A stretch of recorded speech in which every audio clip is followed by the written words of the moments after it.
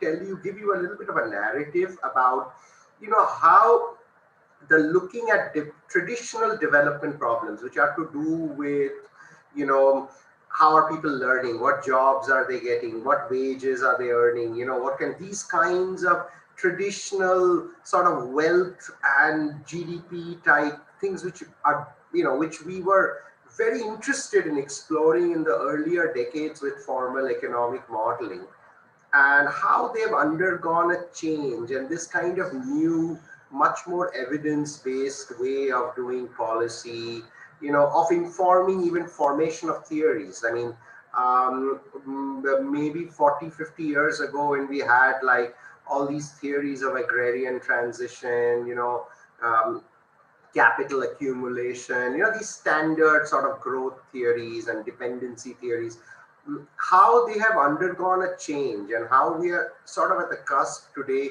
of rewriting some theories, exploring old evidence in a new way, etc. So hopefully this will make some sense.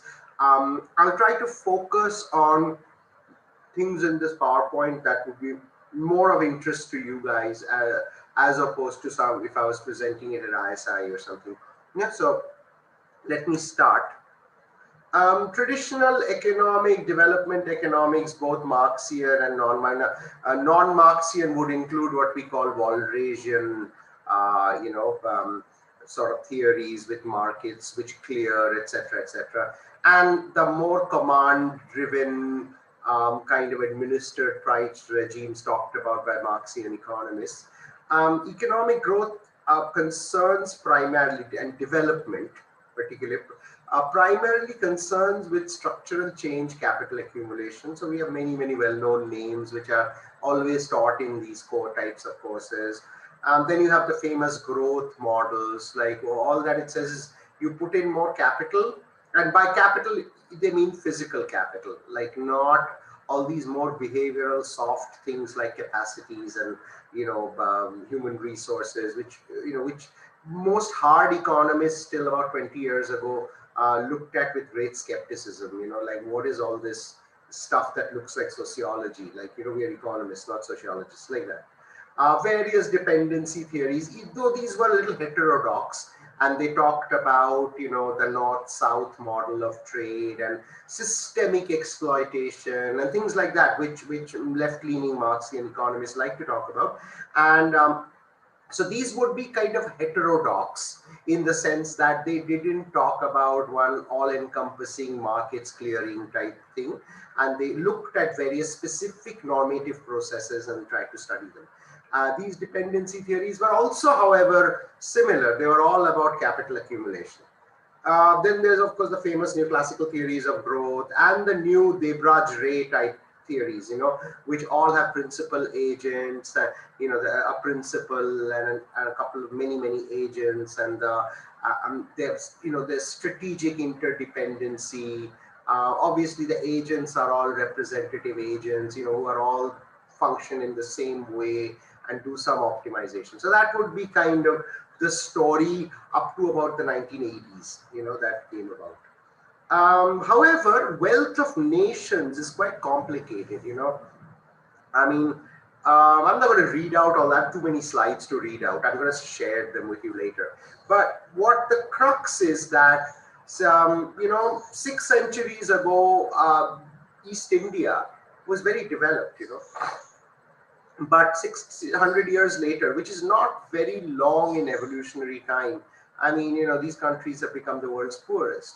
On the other hand, Europe was reeling under impact of, the plague, etc., etc. And somehow, over the last 200 years, wages rose tenfold in England and, in the colonies. Like, what's going on? Like, what happened? Can it just be explained with capital?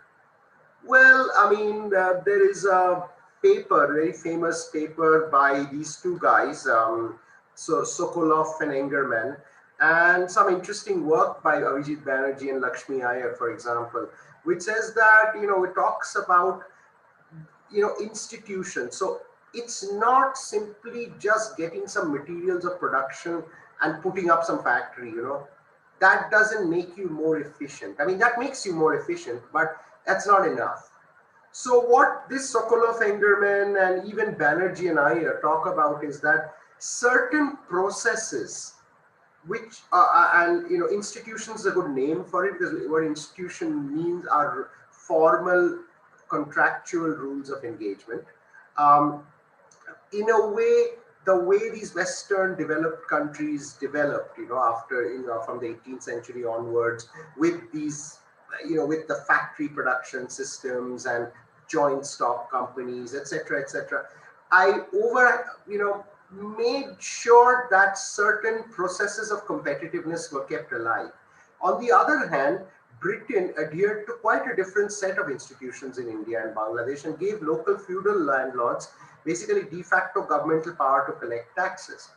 So interestingly, these effects persist till today. So if you read Lakshmi Iyer and Abhijit Vinayak Banerjee's QJE paper from 2002, they have compared post-independence economic performance of districts of India where landlords have been empowered by colonial rule to those where there was direct taxation. They find that the latter are more efficient. So basically putting in a set of landlords, feudal landlords in power of any production system leads to pretty sad outcomes, as we can see. And what's important is this institutional drag kind of continues over centuries. So this is the kind of work that is becoming more interesting now to us, because we are very interested in these kinds of things, like, because you want to ask the question, like, for example, we feel in a place like JNU, where we think the culture is really nice because 25, 30, 40 years ago, the founding fathers of this university really put a nice curriculum and a nice kind of set of institutions within this university. And we feel it has worked till, I mean, now it's of course fraying and falling apart, but it did work. And I think, for example, my own institution, the greatness of it is not that we have the fastest computers, or we have the most capital formation, or we have some fancy buildings, or we have lovely lecture halls. It's not that.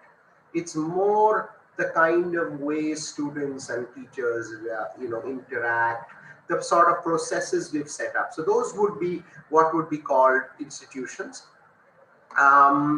So lots of other examples, land reforms of the left front government in West Bengal, for example.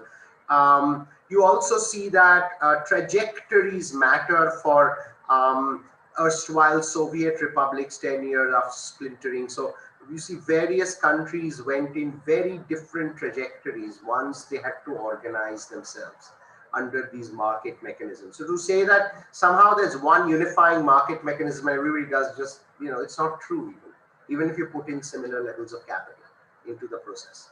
Okay. According to North, institutions are humanly devised constraints that structure political, economic, and social interaction. Throughout history, they have been created by human beings to promote order, reduce uncertainty, etc. They define choice sets, feasible transaction, production costs, etc., etc.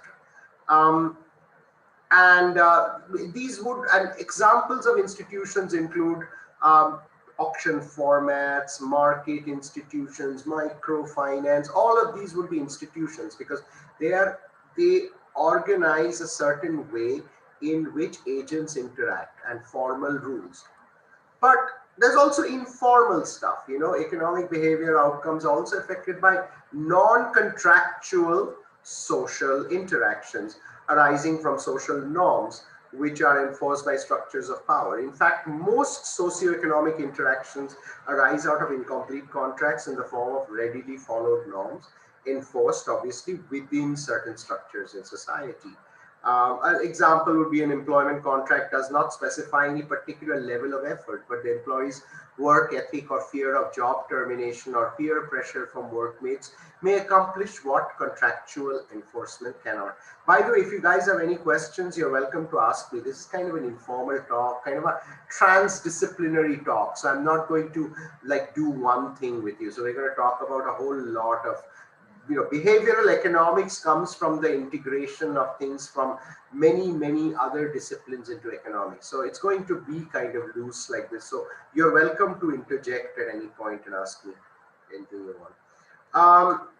A very important intellectual direction that has emerged out of anomalies observed in lab experiments, and I'm going to come to what exactly lab experiments are for those of you who don't know, was the study of the effect of culture and demographics on economic behavior through the formation and enactment of social norms. So these are obviously non-contractual rules are kind of important.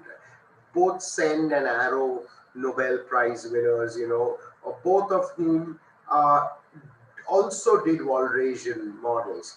Also said that, the Sen 73 Economica paper talks about how rational action in the prisoner's dilemma game may lead to ultimate inefficiency. Arrow talks about, the fact that these kinds of models of, market clearing models with agents require cooperation.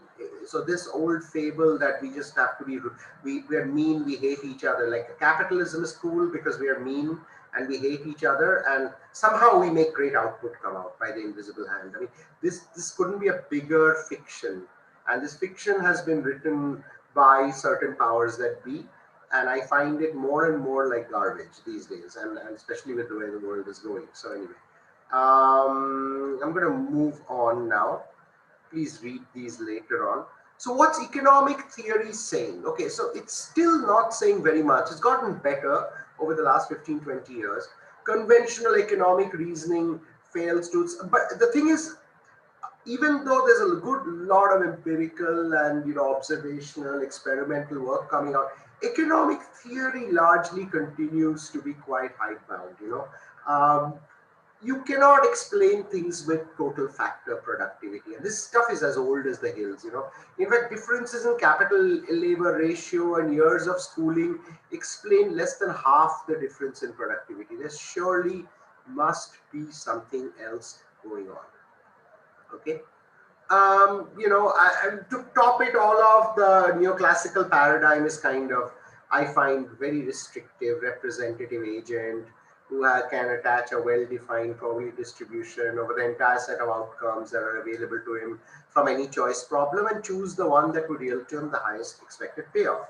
This sort of constrained optimization with contractual social exchanges is really a big idealization of what is going on, this invisible hand of the market, etc. And this definition I mean, John Stuart Mill didn't say, I mean, I know he's blamed for it, for giving this definition of the Homo economicus. I mean, he said it's our definition. He didn't particularly think that this is the only thing going on. Most of the classical guys didn't really buy this, like, just bring in markets and we solve all our problems type arguments. These were more 20th century arguments. This is the founding statement of this sort of philosophy called utilitarianism. Utilitarianism just means that we get utility from ultimate consequences. So ultimate consequences matter. So when we are decision makers, we will weigh what we do. We will, look at our decision process and we'll see what is bringing us ultimately the most goals. Like we'll be able to add up intermediate outcomes and choose outcomes over, ultimate outcomes. It's called consequentialism. Of course, people like me, I mean, I've done work which shows also that we don't just care about consequences, we also care about processes. We are not just consequentialists, but we are also our cooperation, non-cooperation, etc. heavily also are process driven. They are not just consequence driven. Anyway, if you have any questions, this is something that one thing in economic theory that continues to be violated, that human beings are not, I mean, all human beings don't say that the ends justify the means. These types of statements are not even true in your own lives if you check it out. Okay. So we also do interesting stuff in economic theory, like we think passage of time is a discount rate. I do a lot of work on time preference, and I think this is modeling the passage of time as an interest rate or 1 over an interest rate is probably not a good idea. People do not adapt. Most of economic theory does not have any explicit modeling of time. We have steady states where it's assumed that people will just do the right thing. It doesn't matter. There's no adjustment. Agents don't try something out and fail and then try something else out. The actions of others are simply represented as given vector of market clearing prices. So anything other people do is amazingly represented by the prices. So price as a mechanism is simply just mirroring all the market characteristics. This third bullet point is called also a big part of what we call the efficient market hypothesis, which is, for those of you who have studied any finance, is the sort of the mainstream position of finance people, that that people are irrational, maybe, but overall the irrationalities cancel out, and markets are efficient, and the prices in the markets are adequate carriers of the value in these markets. Proximity is captured by transport costs, property rights by a budget constraint. I mean, these are not, I know they're simplifying, but they're really touching like the tiny tip of the iceberg. If you have any questions, let me know. Alka and Aditya, you guys are welcome to ask also. I mean, it doesn't have to be like a monologue.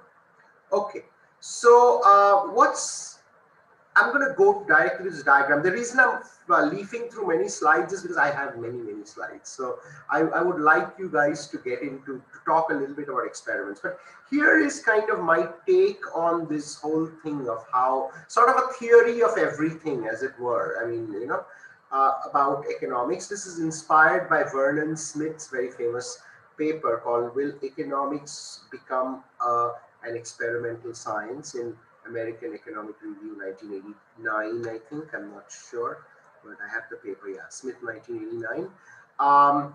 Notice that these three boxes right here is what your economics textbook is telling you. I mean, for those of you who studied economics, for those of you who haven't studied economics, don't worry about it.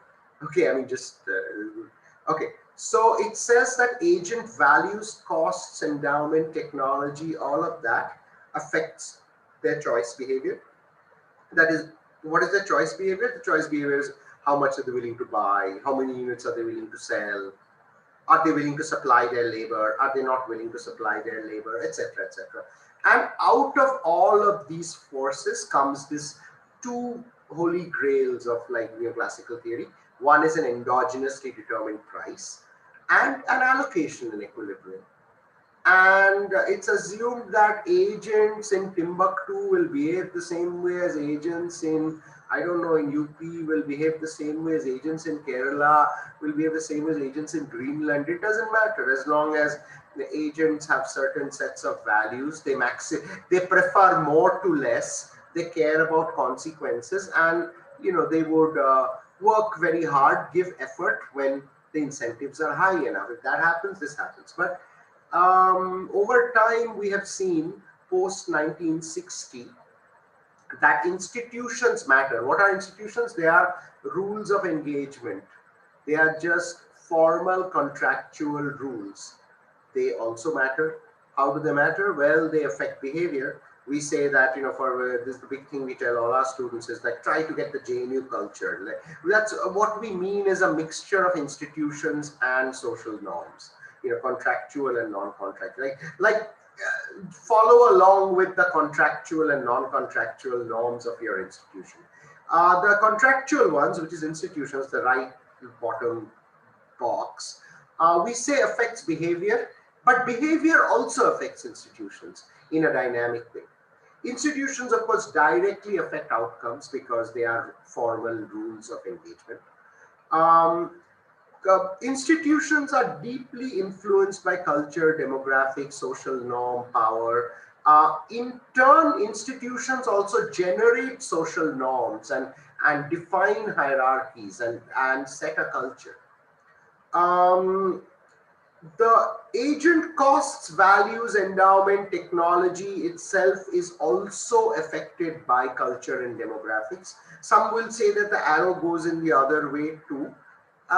Maybe, but that it would be more likely to affect, I mean, it's more, as we study culture and demographics now, what we think is that culture and demographics allow you to look at the payoffs out of capitalism differently. So it's more culture, demographics, looking at the way we view the environment. But my students have told me that an arrow should come on the other side also. Maybe some of you agree with that. But these are all open questions, actually. These are all kind of, I just try to make a schematic. Okay, culture, demographics, things like social norms, power directly affects choice behavior. I didn't draw an arrow going to outcomes because typically social norms and all that don't have contractual power. So they may not affect formal outcomes that directly, but they do affect behavior.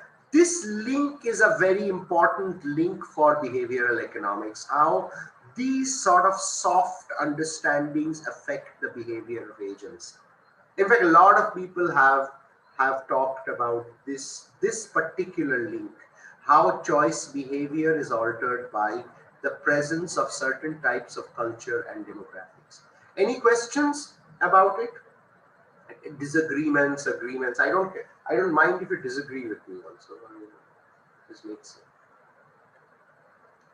Okay. All right. Adaptive preferences, and so there are other ideas also that I'm not going to really, I'm going to talk a little bit about these things. Let's move on to the thing that I have done. So now giving you that in sort of introduction that, you know, there's more, the truth is out there, which is a little more than we give economic incentives and, you know, people perform and produce economic goodies. You know, like it's a little more than that. Let me come to what actually I do this, the part of the discipline that I inhabit a lot of the times, which is this behavioral psychological stuff. Do psychological states determine economic variables? Well, very much so today. Though I think if I said this when I did my PhD in 99, 2000, most economists would be like, you know, are you crazy or what? Like, what is this bizarre work? I believe there's a guy called Hans Binswanger. You know, his very well-known work on decision theory modeling, and he went to Punjab to run field experiments, you know, in the 1970s, and he had like these villagers doing these lottery choice tasks. Like he gave them certain types of lotteries, and he looked at how risk averse they were, and people in the villages thought he was you know, he's a bad guy, like this white guy coming to getting people into gambling. So he almost got beaten up. So as you can see, behavioral and experimental economists have not got much respect from their colleagues or the public. So, I mean, we're a little better now. Nobody beats me up, at least when I go to do field experiments. Okay. So predictably, the economists came up with a notion of psychological states affecting behavior. And again, not surprisingly, it's to do with this bounded rationality stuff, which came out of a guy called Herb Simon in 1954. Herb Simon was a computer scientist in Carnegie Mellon.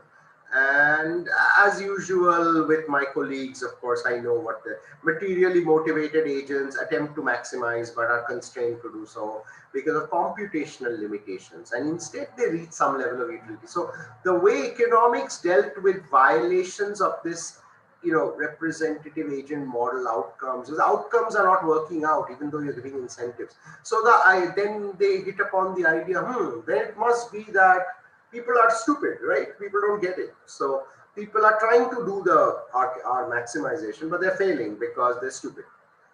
Okay, so that's kind of not very convincing, I believe, even to economists. You know, it was not very convincing.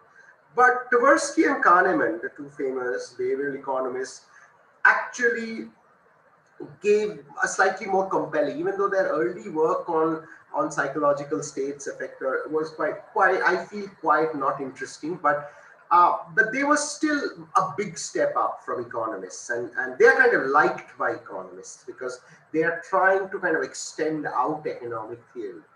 And most very hard psych types don't like Kahneman and Tversky, but econ guys like it because they provide a bridge between this kind of psychological states and economics. So they showed that humans use heuristics. Heuristics are rules of thumb.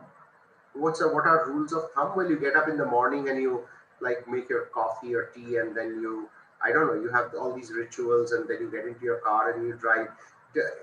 Do you every day like really reflect on the process? No, your brain just makes you do these things. They come almost automatically.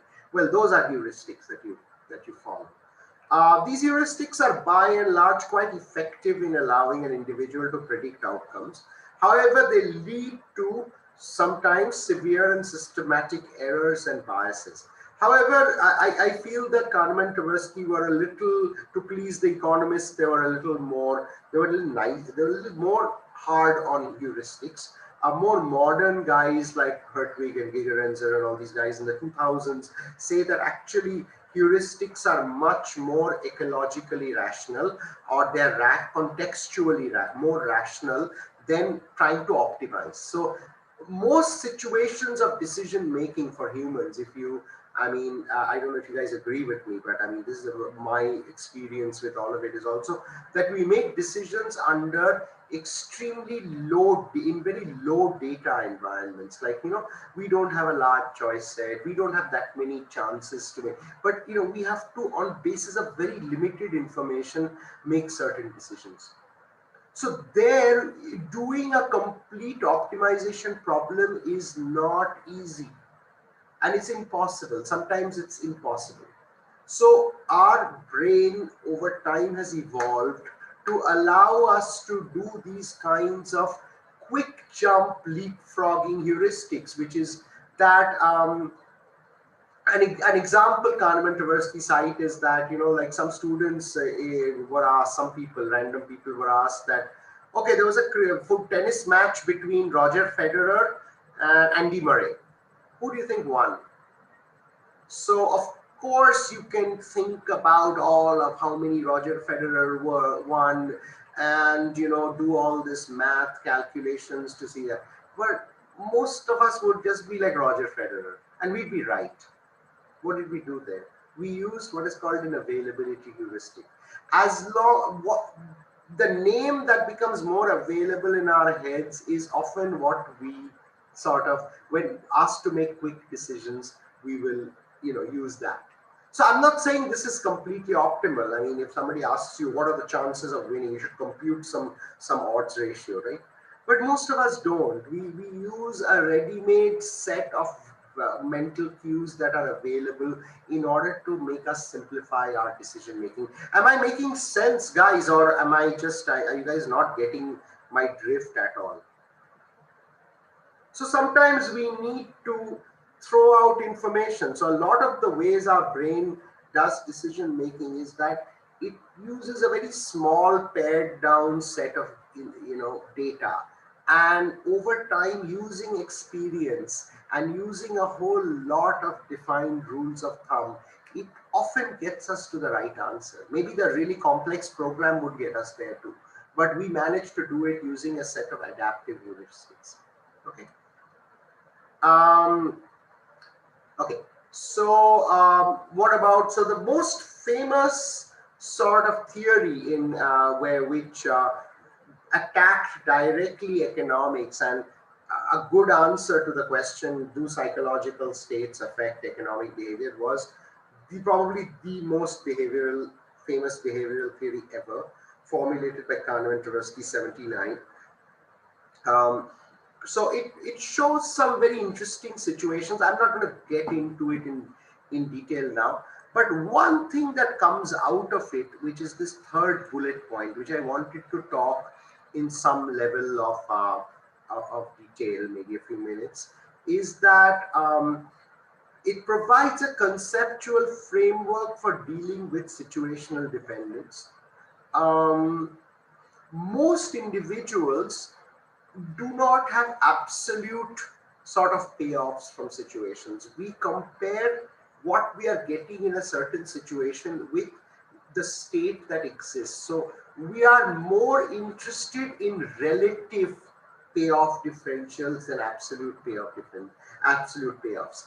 Now that may sound very innocuous, but that, I think, may have been Tversky and Kahneman's most important addition to economic theory, is to say that, you know, you cannot solve economic problems, especially individual level economic problems, by looking at absolute quantities. Most human beings do not evaluate things in an absolute sense. And I think economics was missing this approach. I mean, there's a certain Friedman Savage approach in the 50s, which also talks about what is called the situation, the SDRA model, the situation dependent risk aversion, and all that is in that same direction. So obviously at Kahneman Tversky are in some intellectual tradition of decision theory, but this to me is the most important methodological innovation, that they construct utilities.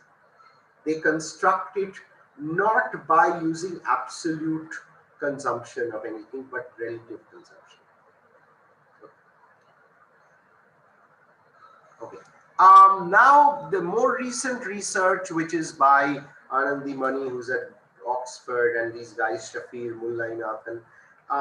So that's brought another interesting sort of take on poverty, actually, research on poverty, because there's always been a conundrum in public policy, like a puzzle, is that if you give an individual 1,000 rupees, like a poor person, why does he not invest it? His marginal utility of money is extremely high, especially poor people. And instead, why does he buy alcohol? Do you think that why are poor people not taking these, the sops that are given to them in the right way? Right? If you're poor, your marginal utility from even a rupee received, according to economic theory, is high. So you should be treating that rupee carefully, not blowing it up on something, right? So this was a big conundrum. Like people are like, no, your data is wrong and blah, blah, blah. This understanding that why, because this is prominently in that model, general equilibrium model, our understanding of social choice theory, is that poorer individuals have a higher marginal utility of money, of income. It's even identified as the lambdas, for those of you who are from economics, in the general choice problem. And the reason why may be related to work that came out as late as 2014, which is that Monies, or 2013, Mullainathan, Shafid and people, is that when you're poor, just like everybody else, like this is nothing to do with against the poor. I'm not anti the poor by any stretch of the imagination. So this is not an anti-poor statement, but all of us, when we feel stressed out, cognitively stressed, we tend to not have enough attention to attend to all our processes. So even if you or me are suddenly very, very cognitively taxed with a lot of work, with a lot of minute by minute stress, we will tend to neglect maybe our kids' schooling, maybe our own health. Think about the poor as having constant level of stress. When you have to run your family on 300 rupees a day, I'm doing this, it's also stalled for COVID, but with my Italian co-author, we did this very interesting study where we went to these stalls and markets and we would interview people, and we'd actually try to find out, informal economy where there's no data available on this, how much do sabziwalas and, people who sell things in carts, what's their for want of a better word, what is their financial planning? And what we found was amazing, that they are actually better financial planners than, quants on Wall Street, I would believe. Why? Because try running a family on 1,000 rupees a day, 700 rupees a day, a family of like older parents, 2-3 dependents. Of a family of 5 or 6 a day manages on 600 rupees. That is some portfolio choice problem, consumption portfolio choice. So what Mani and Mullainathan and Shafir and people are saying is that after being this amazing money manager, you don't have much left over for your own health, for the health of people in your family, all of that goes down the tubes because you're so bothered in trying to stay alive. Does that make sense? Everybody is very quiet. Okay, I'm assuming it makes sense. Okay. Let me move on to certain things and move on to. So there are various other issues which are answer to the question is, do psychological states affect economic variables? The answer is yes. So we are seeing it time and time again on the endowment effect, status quo bias, mental accounting, all kinds of things that Taylor and people call self-control problems. We also have an issue with the way we view time.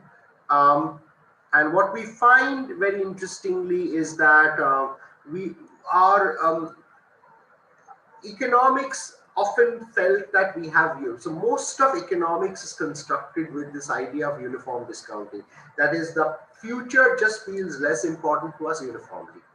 But that's not true actually, because after a certain point in the future, we stop caring about the time value of money and just worry about like what payoff is higher in the distant future. So this reverses this kind of decreasing interest rate, or a discount rate, and we call this quasi-hyperbolic discounting. So human beings in economic theory, etc., where we compute all these present discounted values with these things, they're often very flawed because they are assuming uniform discounting. Anyway, I'll move on.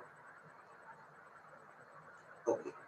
This stuff has been actually, some of the stuff we do here in behavior, actually there were early glimmers of this, Adam Smith talks about, he has a very interesting book called The Theory of Moral Sentiments. It builds on the work of David Hume, who was another moral philosopher and his guru.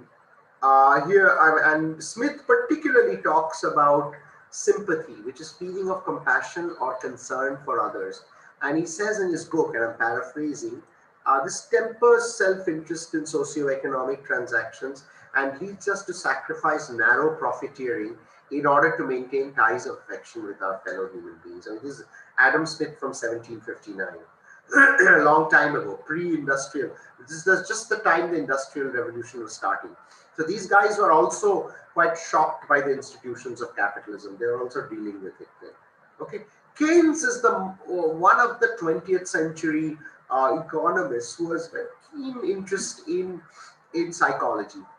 And so Keynes described the action of rational agents in a market using an analogy based on a fictional newspaper contest in which entrance is called Keynes's beauty contest, in which entrance is from General Theory, his very famous thing that you may have come across if you're from economics, in which entrants are asked to choose the 6 most attractive faces from 100 photographs.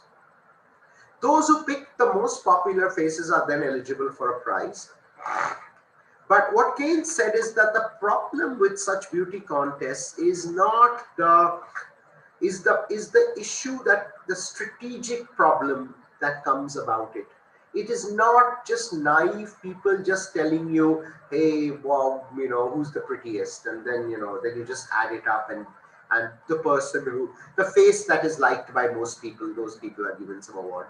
A more sophisticated contest entrant, wishing to maximize the chances of winning a prize, would think about what the majority perception of attractiveness is, and then make a selection based on some inference from their knowledge of public perceptions. This can be carried one step further and take into account that the other entrants would have their own opinion of what public perceptions are. Thus, strategy can be extended to the next order and the next, and so on, and each level attempting to predict the eventual outcome of the process based on the reasoning or the purported reasoning of other rational agents. This understanding has actually led to one series of models that we use now in behavioral experimental economics called the level K models of cognitive hierarchy, which try to model actual individuals' understanding of what the other players are in the game. So for example, if I think that the other players I'm involved with in, say, a situation where we're investing money are kind of stupid, and I'll behave quite differently from if I think they're really smart. So when we have situations of strategic interdependence, the level of information and the homogeneity between players is not the same. There are players of different levels of understanding, and it's not homogeneous. And of course, that means we will be strategic about what we think our opponent or our co-operator or our partner is. And these kinds of modeling give rise to very different outcomes from standard sort of game theory or decision theory outcomes, you know. And Keynes believed that that similar behavior was at work within the stock market. That this would have people pricing shares not based on what they think the fundamental value is, but rather on what they think everybody else thinks their value is, or what everybody would predict the average assessment of the value to be. So in a way, Keynes was warning against the financial crisis. You're saying that, you know, there should be a way to price securities which are based on the fundamentals of the company, not on what current opinion is about the company, which can be manipulated. So in a way, these types of reasoning that he talked about in the general theory of employment, interest and money actually are very relevant today, you know, in the era of Cambridge Analytica, where, you know, agents are coming on the market and biasing people and telling people all kinds of wrong stuff to make them choose one thing over the other thing, you know. And I think Keynes was pretty prescient. He understood that there was an issue, this could happen in the future. So he said this in 1936, actually, almost like 100 years ago. So the power, I think some people like Adam Smith and Keynes and people, they were smart guys. They had Marx, Engels, I believe. They had a lot of sense of what was coming in the future. They were quite polymathish. They understood more than one discipline, and they were quite concerned about what was going to happen 100 years from now, etc. Okay, so the full story on this idea of the psychological incentives behind our behavior, our economic behavior, is that, and I put a question mark because we don't know the full story yet. You know, we're still working on the full story. You know, there is no theory of everything in social science, you know, as there isn't in physics still. Okay, the three main things that affect economic behavior besides financial incentives are institutions, social preferences, etc., which come out of norms and power, cognitive biases, and self-control issues. These would include what I was just talking about, you know, and Thaler breaks it up in his Nobel speech into cognitive biases and self-control issues, but these can be combined into one point. According to social and cognitive psychologists, our decision making is performed by two systems in our brain. The first of which, entitled System 1, comprises the primitive parts of our brains, also called our lizard brains, also called my neuroscience friends would call the amygdala, AMYGDALA. This is also called the automatic system. The second, called System 2, is the slower, more time-consuming set of processes leading to more deliberate and nuanced reasoning. It's called the reflective system. A lot of our reflective system is concentrated around the frontal and prefrontal cortex of our brain. So right here, those things of the brain that come out like this, these funny hemispheres, like, you know, things like that, that would be the frontal cortex. Behavioral biases mainly occur when we use the automatic system to make decisions where we should be using system 2. So I'll give you an example. I mean, you know, when we are filling out forms for investment, we should be reading those things, you know. We shouldn't be just be saying that the bhaiya tells us, hey, ab idhar sign kar dijiye, udhar sign kar dijiye, idhar, and you sign it and you give it. Yeah, because that's what you do all the time. It's a heuristic you're following. When you get a form, you're filling it out like that. But we should actually look at, deliberate a little bit about the financial instrument we're buying, etc., what its prospects are. That is using system 2. That is trying to do more of an optimization. But most of our lives, actually, we use system 1 for a lot of things. Okay, so I'm going to briefly stop here to ask if there are any discussions, any questions, because you guys are remarkably silent. So, and uh, and I'll go into now how do we evaluate these kinds of behavioral things. Okay, so that's kind of a halfway point here. Any questions? Please ask something.